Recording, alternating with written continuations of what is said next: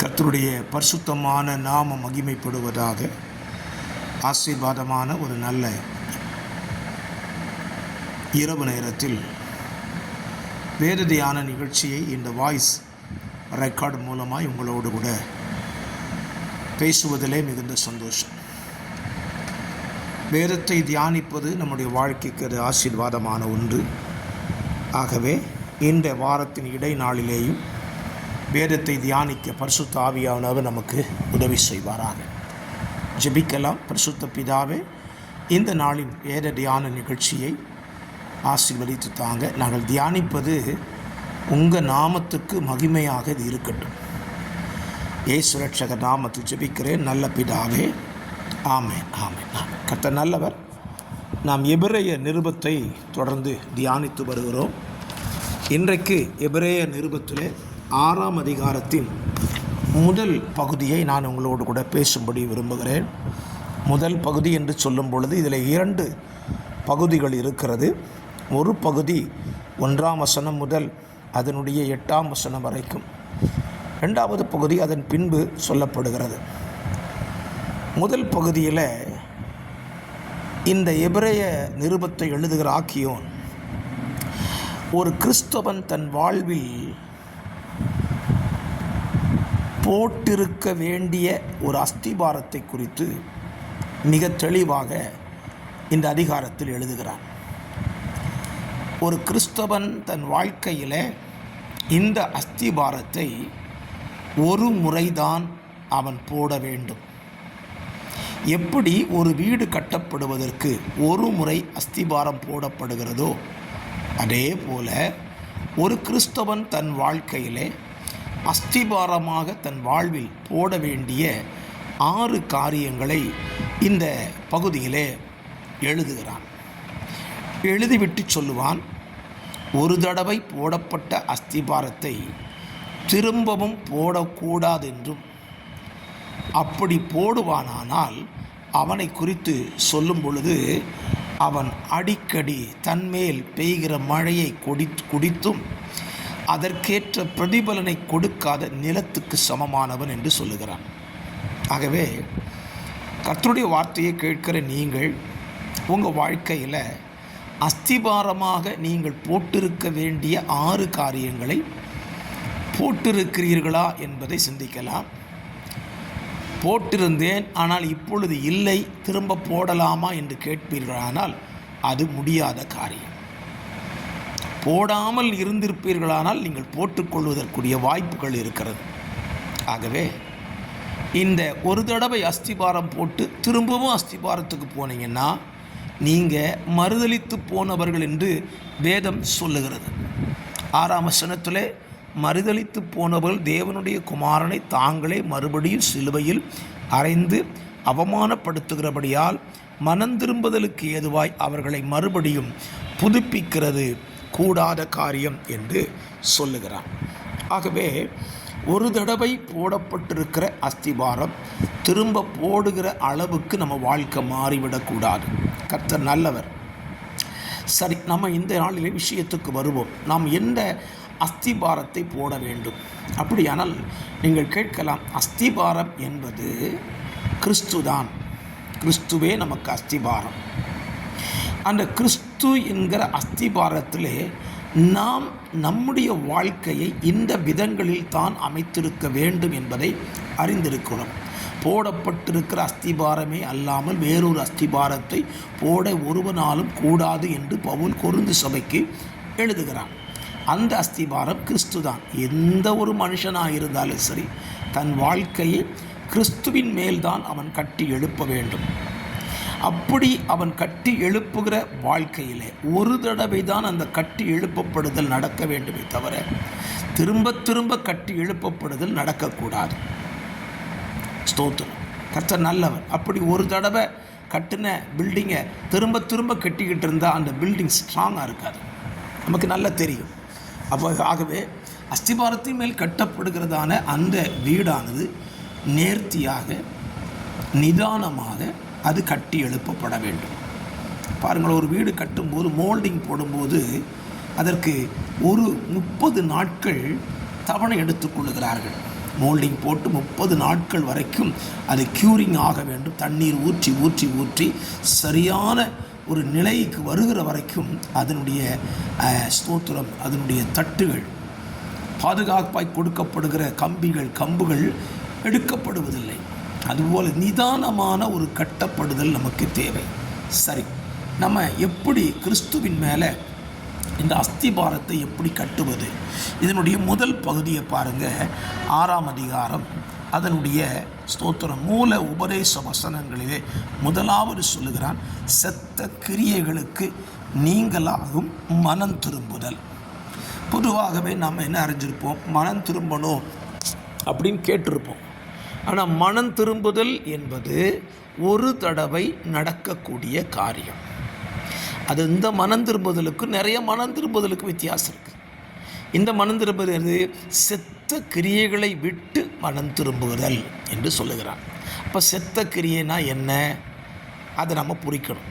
கிரியை இருக்குது, உயிருள்ள கிரியை இருக்குது, செத்து போன கிரியை இருக்குது. செத்த கிரியைகளுக்கு மனம் திரும்புதல். நாம் கிறிஸ்துவை ஏற்றுக்கொள்ளும் போது நாம் எதற்கெல்லாம் சாகிறோமோ அதில் நின்று நாம் மனம் திரும்ப வேண்டும். பாவத்துக்கு சாகிறோம், உலகத்துக்கு சாகிறோம், சமுதாய பழக்க வழக்கங்களுக்கு சாகிறோம், நாம் கற்றுக்கொண்டதான தவறான காரியங்களுக்கு சாகிறோம். இப்படியெல்லாம் இதுக்கெல்லாம் செத்த கிரியைன்னு சொல்லிக்கலாம். இதை விட்டு நம்ம மனம் திரும்புகிறோம் பார்த்தீங்களா, அதைத்தான் இங்கே பவுல் எழுதுகிறார். செத்த கிரியைகளுக்கு நீங்களாகும் மனம் திரும்புதல். ஒரு கிறிஸ்தவ வாழ்க்கையில் மனம் திரும்புதல் அவசியம்.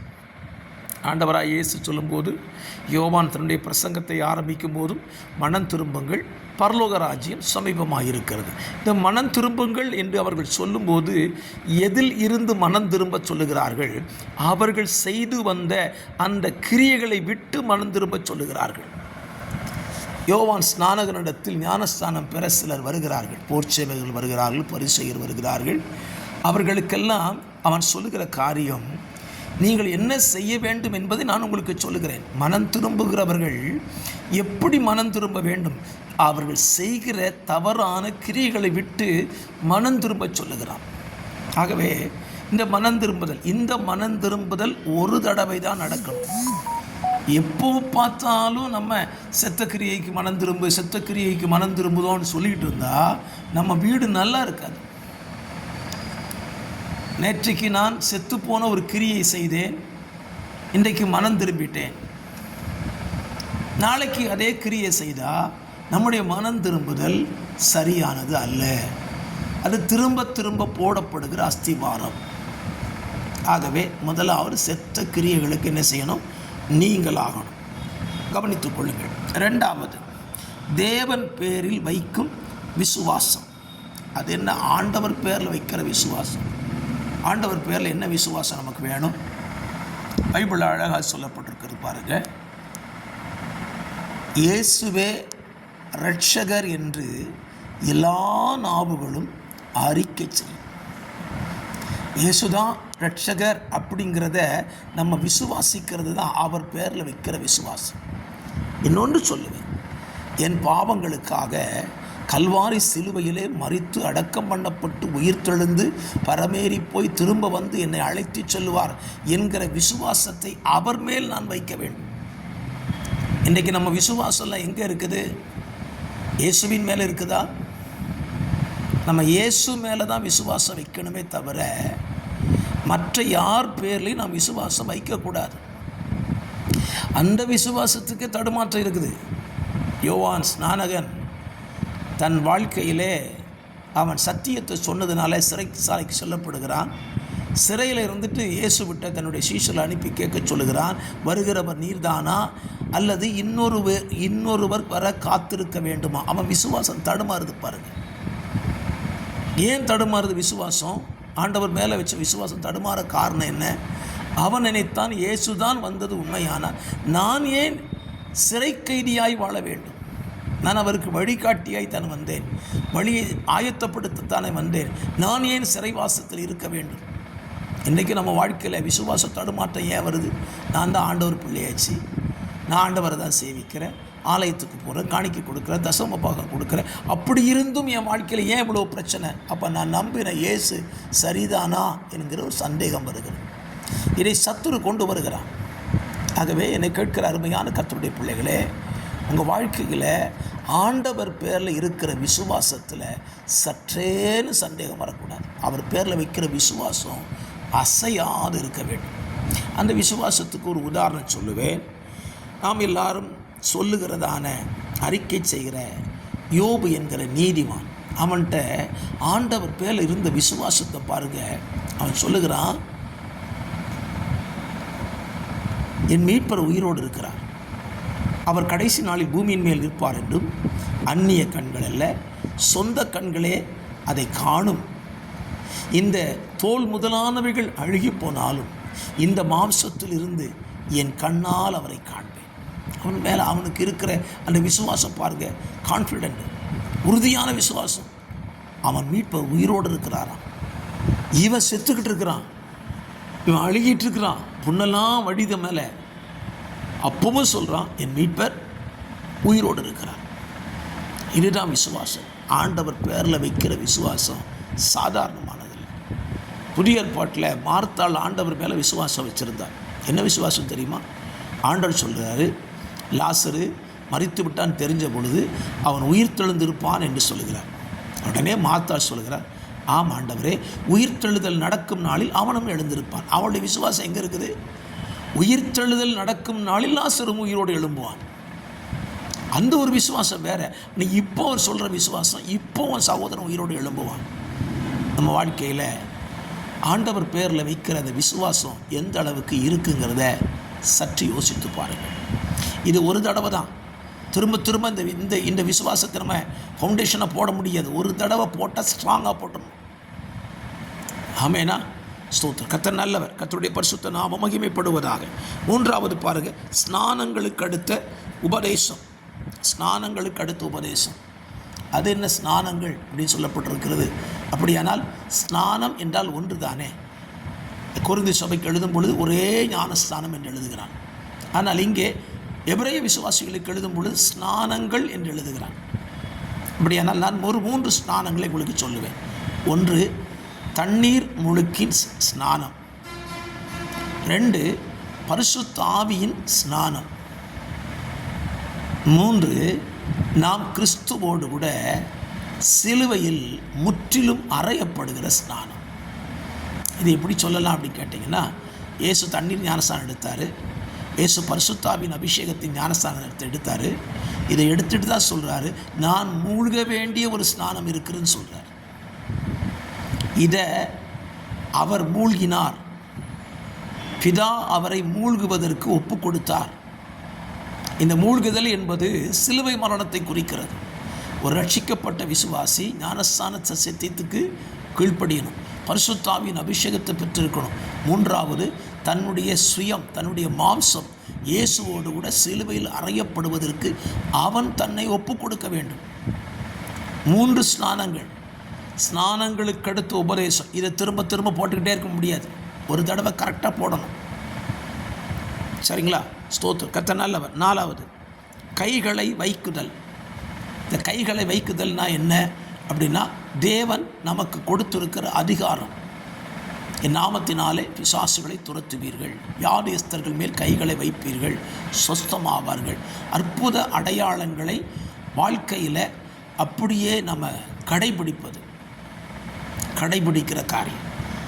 5வது, மரித்தோரின் உயிர்த்தெழுதல். இன்றைக்கி நிறைய பேருக்கு இது நம்பிக்கை இல்லை. செத்து போனவன் எப்படி சார் உயிரோடு வருவான், அவன் அவ்வளோதான் முடிஞ்சது அப்படிங்கிறாங்க. ஸ்தோத்திரம். செத்து போனவன் உயிரோடு வருவாங்கிறதுக்கு ஒரு சின்ன உதாரணம் எளிமையாக சொல்லலாம். நம்ம ஒரு கடையில் போய் ஒரு பலாப்பழம் வாங்குகிறோம். அந்த பலாப்பழத்தை வாங்கி வெட்டி அதில் இருக்கிற சொலை எடுத்து சாப்பிட்றோம். சாப்பிட்டுட்டு அதில் கொட்டை இருக்குது பார்த்தீங்களா, அதை நம்ம தூர போட்டுறோம். நம்ம சாப்பிட்றோம், கொட்டையை தூர போட்டுறோம். இந்த கொட்டை மண்ணில் விழுது. மண் நம்மளதை மறந்துடுதோம். கொஞ்சம் நாட்கள் கழித்து வருது பார்த்திங்கன்னா, நாம் போடப்பட்டதான அந்த பலா கொட்டையானது மண்ணில் விழுந்து தன்னை அழித்து கொள்கிறது, தன்னை உருவழித்து கொண்டு தன்னில் இருந்து ஒரு புதிய செடியை உருவாக்குகிறது.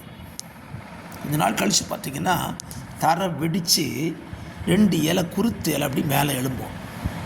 நமக்கு அப்பவும் தெரியாது. கொஞ்ச நாள் கழித்து பார்த்தா இந்த இலையை பார்த்தா சொல்லுவோம், ஓ பலா மரம் வருகிறதுன்னு சொல்லுவோம். எப்போ வந்துச்சு?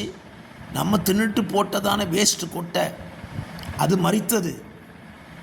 அது மரித்து உயிர்த்தெழுதலை தனக்கு வெளியே காண்பித்தது. நம்ம போடுற ஒரு கொட்டைக்கே உயிர்த்தெழுதல் உண்டானால் நம்மை உருவாக்கின நம்முடைய ஆண்டவர் சொல்லுகிறார், மனுஷனே நீ மரிப்பாய், நீ திரும்பவும் உயிர்ப்பிக்கப்படுவாய். அப்போ அந்த உயிர்த்தெழுதலை நாம் நம்ப வேண்டும். இதுவும் ஒரு தடவை தான். திரும்ப திரும்ப இதை போட்டு போட்டு அழிச்சிக்கிட்டு இருக்க முடியாது. நம்ம எல்லோரும் கணக்கு செய்வோம் பார்த்தீங்களா? கணக்கு செய்யும்போது அது தப்பாயிட்டுன்னா எரைசரை வச்சு அழிச்சிட்டு திரும்ப போடுவோம். அப்படி போடுறதில்ல கிறிஸ்தவ வாழ்க்கை. கிறிஸ்தவ வாழ்க்கை ஒரு தடவை போடப்படுகிற அஸ்திபாரம் தான், மரித்தோரின் உயிர்த்தெழுதல். சரி, 6வது நித்திய நியாய தீர்ப்பு. இன்றைக்கி நிறைய பேர் சொல்லிகிட்டு இருக்கிறாங்க, ஆண்டவருடைய பிள்ளைகளுக்கு நியாய தீர்ப்பே கிடையாது. நான் சொல்லுவேன், நியாய தீர்ப்பு ஆண்டவருடைய பிள்ளைகளுக்கு கண்டிப்பாக உண்டு. ஏனென்றால் பவுல் எழுதுகிறான், நியாய தீர்ப்பு, பேதுரு எழுதுகிறான், நியாய தீர்ப்பு தேவனுடைய வீட்டில் முந்தி துவங்கும் என்று எழுதுகிறான். இப்போ முதல் நியாய தீர்ப்பை நமக்கு தான். இந்த நித்திய நியாய தீர்ப்பு என்பது நாம் விசுவாசித்து அதை அறிக்கை செய்து நம்ம வாழ்க்கையில் அதை ஏற்றுக்கொள்ள வேண்டும். என்னை கேட்கிற அருமையான கர்த்தருடைய பிள்ளைகளை, இதெல்லாம் நாங்கள் கேட்டிருக்கோம் பாஸ்டர். சரிதான். இது அஸ்திபாரமாக உங்கள் வாழ்க்கையில் வச்சுருக்கிறீங்களா? இல்லை அப்பப்போ இதிலேருந்து ரிலீவ் ஆகி மறுபடியும் அந்த அஸ்திபாரத்துக்குள்ளே வர்றீங்களா? ஒரு தடவை தான் அஸ்திபாரம் போடணும். இந்த வசனத்தை உங்களுக்கு நான் ஞாபகப்படுத்த விரும்புகிறேன்.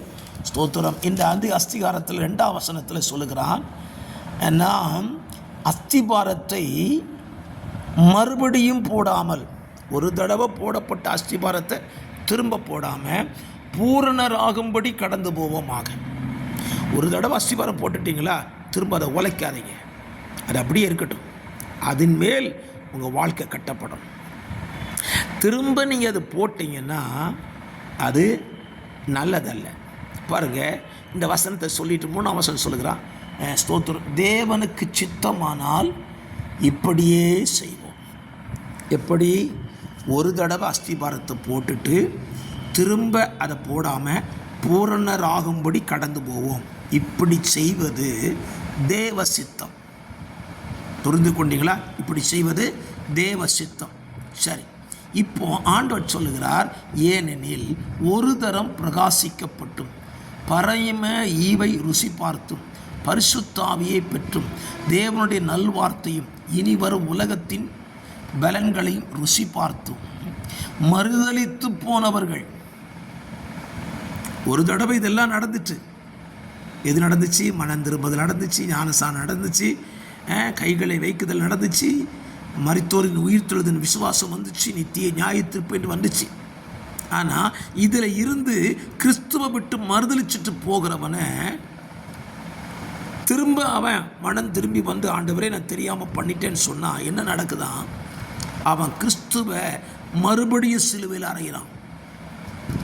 மறுதலித்து போனவன் மனம் திரும்பி வந்தால் இயேசுவை மறுபடியும் சிலுவையில் அரைஞ்சிட்டு தான் அவன் வர்றான். அதனால தான் சொல்லுகிறார், அப்படிப்பட்டவர்களை புதுப்பிப்பது கூடாத காரியம்னு சொல்லுகிறார். கூடவே ஒரு வசனம் அழகாக இருக்குது பாருங்கள். எப்படி எனில், தன்மேல் அடிக்கடி பெய்கிற மழையை குடித்து தன்னிடத்தில் பயிரிடுகிறவளுக்கு ஏற்ற பயிரை முளைப்பிக்கும் நிலமானது தேவனால் ஆசீர்வாதம் பெறும். உங்கள் மேலே தேவ வார்த்தை வந்துக்கிட்டே இருக்குதா? தேவ வசனத்தை கேட்டுகிட்டே இருக்கிறீங்களா? அப்படின்னா நீங்கள் என்ன செய்யணும்? தேவனுக்கு ஏற்ற கனிகளை கொடுக்க வேண்டும். அப்போ தான் நீங்கள் ஆசீர்வதிக்கப்பட்ட நிலமாய் மாறுகிறீர்கள். அப்படி இல்லாமல் எத்தனை பிரசங்கம் கேட்டும், எத்தனை வசனம் கேட்டும், எத்தனை பைபிள் ஸ்டடி கேட்டும், நீங்கள் அதற்குரிய பலனை கொடுக்காம முள் செடிகளையும் முள் பூண்டுகளையும் முளைப்பிக்கிற நிலமாய் இருப்பீர்களானால் அதற்கு உயிர்ப்பிக்கப்படுவது கிடை முடியாது. அதற்கு அழிவு, சுட்டரிக்கப்படுவது தான் அதற்கு முடிவு என்று எபிரேய ஆக்கியோன் சொல்லுகிறான். ஆகவே என்னை கேட்கிற அருமையான கர்த்தருடைய பிள்ளைகளை, கிறிஸ்தவ வாழ்க்கையில் நாம் ஒரு காரியத்தை புரிந்து கொள்வோம். அஸ்திபாரம் ஒரு தடவை திரும்ப திரும்ப சின்ன பிள்ளைகளில் நம்ம விளையாட்டு விளையாடும், அழித்து புளிச்சு விளையாடுறது. ஒரு முதல்லேருந்து திரும்ப விளையாடுவோம் சொல்லுவோம் பார்த்தீங்களா? அப்படி இல்லை கிறிஸ்தவ வாழ்க்கை. கிறிஸ்தவ வாழ்க்கை ஒரு தடவை தாங்க. ஒரு தடவை நீங்கள் போடுற அஸ்திபாரத்தை சரியாக போட்டுருங்க. அதனால தான் ஆண்டவராகிய தேவன் கிறிஸ்தவ வாழ்க்கையை குறித்து சொல்லும்போது ஒரு அழகான வசனத்தை நமக்கு சொல்லியிருக்கிறார். ஒருவன் என்னை பின்பற்றி வர விரும்பினால், ஆண்டவர் யாரையும் கட்டாயப்படுத்தி தன்னை பின்பற்றி வர சொல்லுவதே இல்லைங்க. நீ கண்டிப்பாக என் பின்னால் வரணும்னு சொல்கிறதில்லை. நீ என்னை பின்பற்றி வர விரும்பினால், முதல்ல இயேசுவை பின்பற்றுவதற்கு நமக்கு என்ன வேணும்? விருப்பம் வேணும். விருப்பம் இல்லாமல் இயேசுவை பின்பற்ற முடியாதுங்க. உதாரணமாக ஒருத்தரை ஆலயத்துக்கு வாங்கன்னு கூப்பிட்டா கூப்பிடுறதுக்காக வருகிற ஒரு கூட்டம் இருக்குது. கூப்பிட்டுட்டாங்களே சரி போவோம். விரும்பி ஆலயத்துக்கு வருகிற ஒரு கூட்டம் இருக்குது பாருங்கள். இவங்களை நீங்கள் கூப்பிடாட்டாலும் வருவாங்க. பாஸ்டர் என்னை கூப்பிடவே இல்லை சர்ச்சுக்கு, அவன் வருத்தப்பட மாட்டான், அப்படி சொல்லவும் மாட்டான். ஏனென்றால் அவன் விரும்பி ஆலயத்துக்கு வருகிறவன். ஆலயத்துக்கு வர்ற ரெண்டு கூட்டம் இருக்குது. விரும்பி வருகிற ஒரு கூட்டம், பாஸ்டர் கேட்பாரே அப்படின்னு வருகிற ஒரு கூட்டம். நான் சொல்லுவேன், விரும்பி வருகிற கூட்டம்தான் கிறிஸ்துவை பின்பற்ற முடியும். யாராவது நம்மளை கேட்டுருவாங்களேன்னு சொல்லி நீங்கள் ஆலயத்துக்கு வந்தீங்கன்னா நீங்கள் கிறிஸ்துவை பின்பற்ற முடியாது. அதனால தான் சொன்னார் ஆண்டவர், என்னை பின்பற்றி வர விரும்பினால். அவரை விரும்பினா அவர் இந்த உபதேசத்தை சொல்லுவார். என்ன உபதேசம்? 6 காரியத்தை சொன்னேன், இதை சொல்லுவார். நீ என்னை பின்பற்றி வர விரும்பினா இந்த 6ஐயும் நீ கை கொள்ளணும்ப்பா. அதுக்கு சொல்கிறார் பாருங்க அழகா, விரும்பினால் தன்னைத்தான் வெறுத்து. தன்னைத்தான் வெறுத்துங்க செத்த கிரியைகளுக்கு சாகிறது. தன்னைத்தான் வெறுத்து தன் சிலுவையை, தனக்கு கொடுக்கப்பட்ட பாடுகளை, உபத்திரவங்களை, தேவனுடைய பிரமாணங்களை, தேவனுடைய சட்டதிட்டங்களை எடுத்துக்கொண்டு, தன் சிலுவை எடுத்துக்கொண்டு என்னை பின்பற்ற கடவுள். ஆண்டவர் அழகாக சொல்லியிருக்கிறார். அடிக்கடி படிக்கும் போதெல்லாம் அந்த வசனத்தை இப்படி தான் படித்தேன். இயேசு தன்னை பின்பற்றி வர்றவனை பார்த்து தன்னைத்தான் வெறுத்து தன் சிலுவை எடுத்துக்கொண்டு அனுதினமும் என்னை பின்பற்ற கடவுள். இன்றைக்கி பிரச்சனை என்ன தெரியுமா? நம்ம மனம் திரும்பிட்டோம், இயேசுவை ஏற்றுக்கிட்டோம். ஆனால் யாரை பின்பற்றுகிறோம் அப்படிங்கன்னா, நமக்கு வழிகாட்டியாக இருக்காங்க பார்த்தீங்களா? ரட்சிக்கப்படுவதற்கு நாம் ஒருத்தர் வழிகாட்டியாக இருப்பாங்கள்ல, அவங்கள நம்ம பின்பற்றிகிட்டு இருக்கிறோம். அங்கே தான் பிரச்சனையே. நம்மை ரட்சிப்புக்குள் நடத்தினவர்கள் நமக்கு வழிகாட்டி அல்ல, நமக்கு ரட்சிப்பு கொடுத்தவர் தான் வழிகாட்டி. நமக்கு ரட்சிப்பு கொடுத்தவர் தான் வழிகாட்டி. அதனால தான் ஆண்டவர் சொன்னார், ஏன் தன் சிலுவை எடுத்துட்டு என்னை பின்பற்ற கடவன். இயேசு ஏன் பேதுருவை பின்பற்றுங்கன்னு சொல்லலை, பவுலை பின்பற்றுங்கன்னு சொல்லலை? அவர்கள் எல்லாரும் மனிதர்கள், தேவன் பயன்படுத்துகிற ஒரு பாத்திரம், அவ்வளோதான். இன்றைக்கு நான் சொல்லுவேன், நீங்கள் என்னை பின்பற்றுங்கள் என்று நான் ஒரு நாள் சொல்லவே மாட்டேன். நான் யாரை பின்பற்றுகிறேன்? நான் கிறிஸ்துவை பின்பற்றுகிறேன். ஸோ நான் ஒரு மனிதனை வசனத்தை சொல்லி நடத்துவேன். ஆனால் நான் சொல்லுவேன், நீங்கள் கிறிஸ்துவை பின்பற்றுங்கள். வேண்டுமானால் ஒன்று செய்வேன், வாருங்கள் நாம் சேர்ந்து கிறிஸ்துவை பின்பற்றுவோம், இப்படி சொல்லலாம். அப்போது கிறிஸ்துவை பின்பற்ற வருகிற ஒருவனுக்கு கிறிஸ்து தன்னுடைய உபதேச வசனங்களை மிக தெளிவாக சொல்லி கொடுக்குறான். இதை நீ செஞ்சுட்டு அதை ஒரு தடவை செய், திரும்ப திரும்ப போட்டு அழிச்சிட்டு இருக்கிறாத. இன்றைக்கி நிறைய கிறிஸ்தவருடைய வாழ்க்கையில் பிரச்சனை என்ன தெரியுமா? விழுறது திரும்ப எந்திக்கிறது. அதுக்கு அழகாக ஒரு வசனம் சொல்லுவாங்க, நீதிமான் 7 தரம் விழுந்தாலும் திரும்பவும் விழுந்திருப்பான். நல்லா இருக்குது. நீதிமான் விழுந்தால் எந்திப்பாங்கிறதுக்கு நல்லா இருக்குது. ஆனால் நீதிமானாக இருக்கிறவன் விழாமல் இருக்கிறவன் தான் நீதிமான். நம்ம தவறு செஞ்சுக்கிட்டே திரும்ப திரும்ப நம்ம ஆண்டவரே மன்னியும், ஆண்டவரே மன்னியும் அப்படின்னு கேட்குறது நல்லதில்லை. அஸ்திபாரத்தை போட்டுட்டிங்களா, அது கரெக்டாக போட்டுருங்க. அந்த போட்ட அஸ்திபாரத்தை திரும்ப அழிச்சிட்டு திரும்பவும் அந்த அஸ்திபாரத்தை போடாதீங்க, அது நல்லா இருக்காது. அதைத்தான் எபிரேய ஆக்கியான் சொல்லுகிறார். இந்த மாலை நேரத்தில் உங்கள் வாழ்க்கையை சற்று யோசித்து பாருங்கள். நீங்கள் அஸ்திபாரம் சரியாக போட்டிருக்கிறீங்களா? செத்த கிரியைகளுக்கு மனம் திரும்பி இருக்கிறீங்களா? ஆண்டவர் பேரில் விசுவாசம் இருக்குதா? ஸ்நானங்களுக்கு அடுத்து உபதேசத்தை கை கொண்டிருக்கிறீங்களா? உங்களுக்கு கைகளை வைக்குதல் என்கிற அந்த காரியத்தில் விசுவாசம் இருக்குதா? உயிர்த்தெழுதலை குறித்து நீங்கள் நம்புகிறீங்களா? நியாய தீர்ப்பு உண்டு என்று நம்புகிறீங்களா? இதெல்லாம் நீங்கள் நம்புனா, இதையெல்லாம் நீங்கள் விசுவாசித்தீங்கன்னா உங்களுக்குள்ளே தடுமாற்றம் வராது. சரி, இதெல்லாம் நான் செஞ்சிட்டேன் பாஸ்டர் அப்படின்னா நமக்கு ஒரு அழகான வார்த்தை சொல்லிச்சிருக்காரு, பூரணராகும்படி கடந்து போவோமாக. இதை போட்டாச்சு, திரும்ப இதை போட்டுக்கிட்டு இருக்காம அடுத்தது என்ன? அடுத்தது நமக்கு என்ன? ஃபவுண்டேஷன் போட்டுட்டிங்கள, அழகாக போட்டுட்டிங்கள, இனி நான் கடந்து போக வேண்டிய இடம் இருக்குது. பூரணராக தேவனைப் போல மாறுவதற்கு நான் கடந்து போகணும். அந்த காலத்துக்கு தான் தேவன் நம்மை இன்றைக்கு அழைத்து கொண்டிருக்கிறார். வெளிப்படுத்தல் விசேஷம் 22ஆம் அதிகாரத்தில் சொல்லும்போது சொல்லுகிறார், 11ஆம் வசனத்தில், அநியாயம் செய்கிறவன் அநியாயம் செய்யட்டும், அசுத்தமாயிருக்கிறவன் அசுத்தமாயிருக்கட்டும், நீதி செய்கிறவன் இன்னும் நீதி செய்யட்டும், பரிசுத்தமாகிறவன் இன்னும் பரிசுத்தமாகட்டும். நம்முடைய ஆண்டவருடைய வார்த்தை எது? நாம் பூரணராகும்படி கடந்து போகும் பொழுது கடைசி 2 சொன்னார் பார்த்தீங்களா? நீதியவே செய்வோம், பரிசுத்தத்திலேயே நடப்போம். அப்படி நடந்தால் நம்ம திரும்ப திரும்ப அஸ்திபாரம் போட மாட்டோம், நாம் முன்னேறி கொண்டே இருப்போம். இன்றைக்கி நம்ம குடும்பங்களில், சபைகளில் ஏன் பிரச்சனை அப்படின்னா, திரும்ப திரும்ப அஸ்திபாரமே இன்னும் போட்டுக்கிட்டு இருக்கோம். நம்ம அதுவே இன்னும் சரியாக வரல. நான் சொல்கிறேன், இப்படி போட்டுக்கிட்டே இருந்தால் நம்ம ஒரு நாள் வளர்ந்து கொள்ள முடியாது.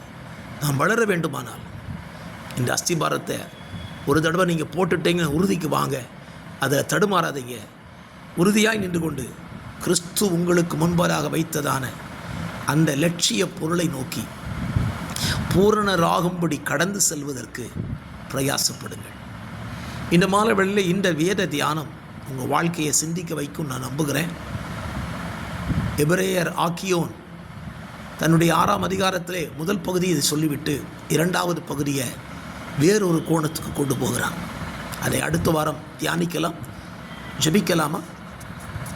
இரக்கத்தில் ஐஸ்வர்யமுள்ள நல்ல பிதாவே, வானத்துக்கும் பூமிக்கும் ஆண்டவராக இருக்கிற எங்கள் அருமை இரட்சகரே, இந்த நல்ல மாலை வேளையிலே சற்று நேர வேத தியானத்தை உங்கள் பிள்ளைகளோடு கூட ஆண்டவரை பேசும்படியான கிருபைகளை தந்ததற்காக ஸ்தோத்திரம். இந்த தியான நிகழ்ச்சி கேட்கிற தம்முடைய பிள்ளைகளுக்கு ஆசீர்வாதமாக இருக்கட்டும். நாங்கள் எல்லாரும் இயேசுவை நோக்கி ஓடுகிற ஓட்டத்தில் பூரணராகுவதற்கு ஓட கர்த்தர் கிருபை தாங்கப்பா. திரும்ப திரும்ப அஸ்திபாரத்தையே நாங்கள் போட்டுக்கிட்டு இருக்காம பூரணராகும்படி கடந்து போவோமாக என்று அழைக்கிற அந்த சத்தத்துக்கு செவி கொடுத்து கடந்து முன்னேற பரலோகத்தின் தகப்பனை உதவி செய்வீராக. ஆண்டவரே, இந்த வார்த்தையிலே தேவனுக்கு பிரியமில்லாத வார்த்தைகள் இருக்குமானால் தயவாய் மன்னித்து பொறுத்து எங்களை பரிசுத்தத்துக்கு நேராக நடத்துவீராக. வார்த்தைகளை கேட்கிற பிள்ளைகளை ஆசீர்வதிங்க. அது ஒரு வாழ்க்கைக்கு பிரயோஜனமாக இருக்கட்டும். அநேகர் கேட்கும்படி உதவி செய்கிறார். காலத்தின் கட்டாயம் கடைசி நாட்களில் வந்துட்டோம். உங்களோட வருகை நெருங்கி கொண்டு இருக்கிறது. திரும்ப திரும்ப நாங்கள் பழசையே இன்னும் பேசிகிட்டு இருக்காமல் அடுத்த லெவலுக்கு நாங்கள் கடந்து போக கர்த்தர்களுக்கு உதவி செய்கிறார். இந்த வல்ல நாம மகிமைப்படட்டும். இதனால் உண்டாகிற சகல துதியும் கனமும் மகிமையும் பிதாவாகிய தேவன் ஒருவருக்கே செலுத்துகிறேன். நீர் பெருகணும், நாங்கள் சிறுகணப்பா. உங்கள் நாம மகிமைப்படட்டும். இயேசு ரட்சகர் நாமத்தில் தாழ்மையோடு ஜெபிக்கிறேன். ஜெபம் கேளும் நல்ல பிதாவே. ஆமென், ஆமென். கர்த்தர் உங்களை ஆசீர்வதிப்பாராக. இந்த தியான நிகழ்ச்சியை நீங்கள் கேட்டால் உங்கள் கருத்துக்களை எங்களோடு கூட பகிர்ந்து கொள்ளலாம். இந்த தியான நிகழ்ச்சியை குறித்து மற்றவர்களுக்கும் நீங்கள் அறிவியுங்கள், கேட்கும்படி சொல்லுங்கள். காரணம், நாமே திரும்ப திரும்ப கேட்டுக்கிட்டு இருக்காமல் மற்றவர்களும் கேட்கும்படி சொல்லும் பொழுது தேவ நாமம் அது நிமித்தம் மகிமைப்படும். கர்த்தர் உங்களை ஆசீர்வதிப்பாராக. ஸ்தோத்திரம். எங்களுடைய சேனலை நீங்கள் விரும்பி கேட்பதற்கு மிகுந்த சந்தோஷம். கர்த்தர் உங்களையும் உங்கள் குடும்பத்தையும் ஆசீர்வதிப்பாராக. God bless you. மீண்டும் அடுத்த வாரம் சந்திப்போம்.